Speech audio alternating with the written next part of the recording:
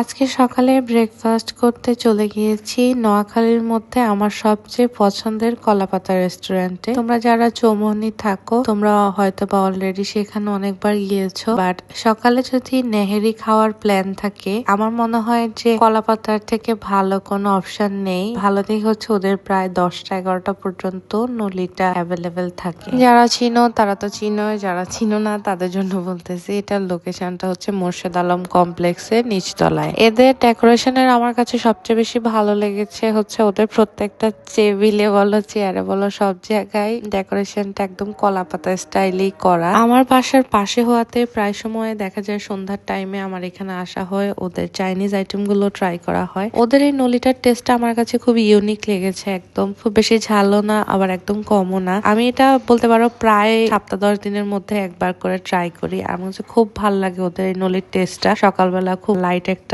Test আসে। এর পাশাপাশি ওদের চাটা ট্রাই করি। সেদিন আমি কিছু শপিং ও করেছিলাম মোর্শেদ আলম থেকে, কিন্তু মজার বিষয় হচ্ছে যে যতগুলো প্রোডাক্ট কিনেছি সবগুলো প্রোডাক্টই আমি ঠকে গেছি। তোমাদেরকে একটা ফ্রি অ্যাডভাইস দিই, টিকটকে হাইপ সৃষ্টি করা যে দোকানগুলো আছে তোমরা ওই দোকানগুলো থেকে 10 হাত দূরে থাকবা।